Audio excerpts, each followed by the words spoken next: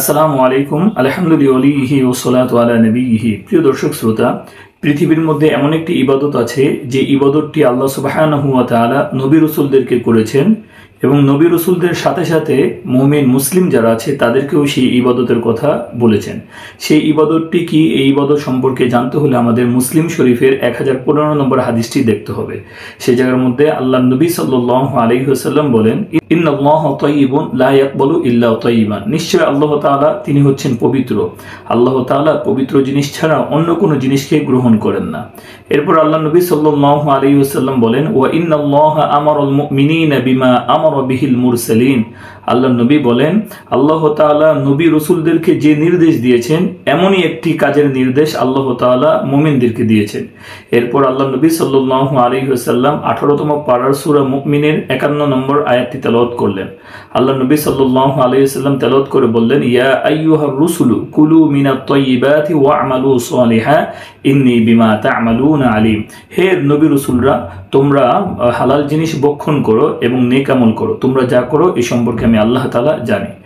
এরপর নবীজি সাল্লাল্লাহু আলাইহি ওয়াসাল্লাম একজন মুসাফিরের কথা আলোচনা করলেন, যে মুসাফির দীর্ঘদিন ধরে সফরের মধ্যে রয়েছে, তার মাথার চুলগুলো উস্কুসে হয়ে গেছে, শরীরের মধ্যে ধুলা বালু লেগে আছে, সে একেবারে অসহায় নিরুপায় হয়ে আল্লাহ সুবহানাহু ওয়া তাআলাকে ডাকছে, আল্লাহ তাআলার কাছে দোয়া করছে, ইয়া রব্বি ইয়া রব্বি ইয়া রব্বি। সেইভাবে আল্লাহ তাআলাকে ডাকছে, কিন্তু আল্লাহ তাআলা তার আহ্বানে কোনো সাড়া দিচ্ছে না। আল্লাহ নবী সাল্লাল্লাহু আলাইহি ওয়াসাল্লাম বলেন, ওয়ামাতআমাহু হারামুন, ওই লোকটির খাবার হচ্ছে হারাম। ওয়ামাশরাবাহু হারামুন, সে জীবনে যে পানি পান করতো এই পানিগুলো ছিল হারাম। ওয়ামালবাসাহু হারামুন, এমনকি তার শরীরের যে মধ্যে যে কাপড়টা আছে এই কাপড়টাও হারামের টাকা দ্বারা কেনা। ওয়াগুযিয়া বিল হারাম, তার শরীরের মধ্যে যে গোশতগুলো যে বড় হয়েছে, উৎপন্ন হয়েছে, শরীরটা যে মাংসাল হয়েছে, এই শরীরের গোশতগুলো এগুলো উৎপন্ন হয়েছে হারাম সম্পদ দ্বারা, হারাম খেয়ে। এরপর নবীজি সাল্লাল্লাহু আলাইহি ওয়াসাল্লাম প্রশ্ন করেন, ফাআন্না ইউস্তাজাবু লিযালিক, তাহলে যে ব্যক্তির খাবারটা হারাম, পানিটা হারাম, শরীরের পোশাকটা হারাম এবং শরীরের যে মাংসগুলো তার উৎপন্ন হয়েছে এগুলো হারাম খাদ্য দ্বারা উৎপন্ন হয়েছে, তাহলে ওই লোকটার দোয়া আল্লাহ সুবহানাহু ওয়া তাআলা কিভাবে করতে পারেন?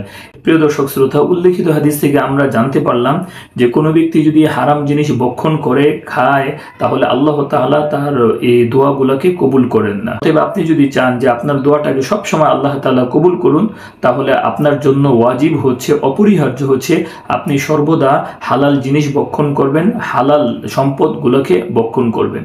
যখন আপনি হালাল সম্পদ ভক্ষণ করবেন, হালাল জিনিস ভক্ষণ করবেন, তখন আপনি আল্লাহ তাআলার কাছে মুস্তাজাবুদ দাওয়া হয়ে যাবেন। আল্লাহ সুবহানাহু ওয়া তাআলা সূরাতুল বাকারার 168 নম্বর আয়াতের মধ্যে বলেন, ইয়া আইয়ুহান নাস কুলু মিম্মা ফিল আরদি হালালান তাইয়্যিবা। হে ঈমানদারেরা, হে লোকেরা, তোমরা জমিনের মধ্যে হালাল জিনিস ভক্ষণ করো। এই আয়াতের ব্যাখ্যায় হাফেজ ইবনে কাসির রাহিমাহুল্লাহ তাফসিরে ইবনে কাসিরের মধ্যে বলেন, তুলিয়াত ইনদা নবী সাল্লাল্লাহু আলাইহি ওয়াসাল্লাম হাদিহিল আয়া। একবার আল্লাহ নবী সাল্লাল্লাহু আলাইহি ওয়াসাল্লামের কাছে এই আয়াতটি তেলাওয়াত করা হলো। ফাকামা সাদ ইবনে আবি ওয়াক্কাস, তখন সাদ ইবনে আবি ওয়াক্কাস দাঁড়িয়ে গিয়ে বলল, ইয়া রাসূলুল্লাহ উদউল্লাহ আন ইয়াজআলানি মুস্তাজাবাদ দাওয়া। হুজুর, আপনি আল্লাহ তাআলার কাছে দোয়া করুন, আল্লাহ তাআলা যেন আমাকে মুস্তাজাবুদ দাওয়া বানিয়ে দেন। আমি যত করে আল্লাহ তাআলার কাছে দোয়া করি, আল্লাহ যেন আমার সব দোয়াগুলোকে যেন কবুল করে নেন। আপনি যদি আল্লাহ তাআলার কাছে আমার জন্য একটু দোয়া করে দিতেন।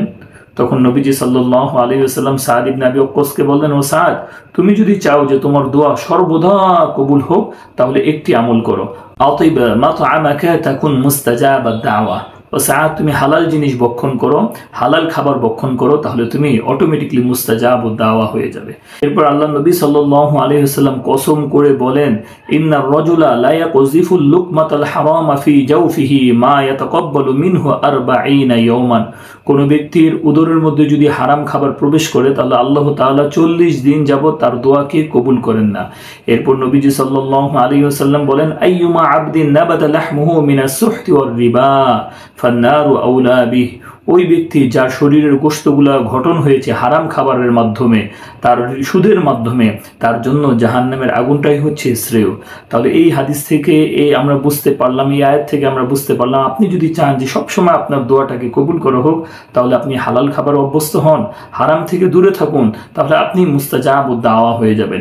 প্রিয় দর্শক শ্রোতা, ইবনে রজব আল হাম্বলী রাহিমাহুল্লাহর ওনার একটি বিখ্যাত কিতাব আছে জামিউল উলুমি ওয়াল হিকামি, এর 35 নম্বর পৃষ্ঠার মধ্যে হযরত ওমর ইবনে আব্দুল আজিজ রাহিমাহুল্লাহর একটি চমৎকার কথা এনেছেন।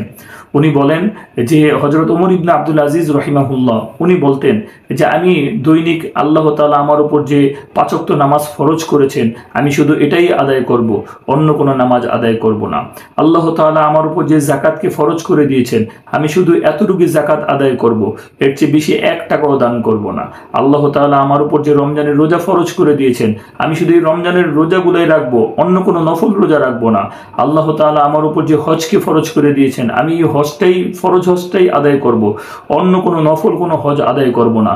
তবে আমি আমার সমগ্র শক্তি দিয়ে, সামর্থ্য দিয়ে এবং আমার ঈমান দিয়ে আল্লাহ তাআলা যে সমস্ত জিনিসকে নিষিদ্ধ করেছেন, হারাম করেছেন, এই সমস্ত নিষিদ্ধ জিনিস থেকে আমি বিরত থাকবো, হারাম বক্ষণ করা থেকে আমি বিরত থাকবো।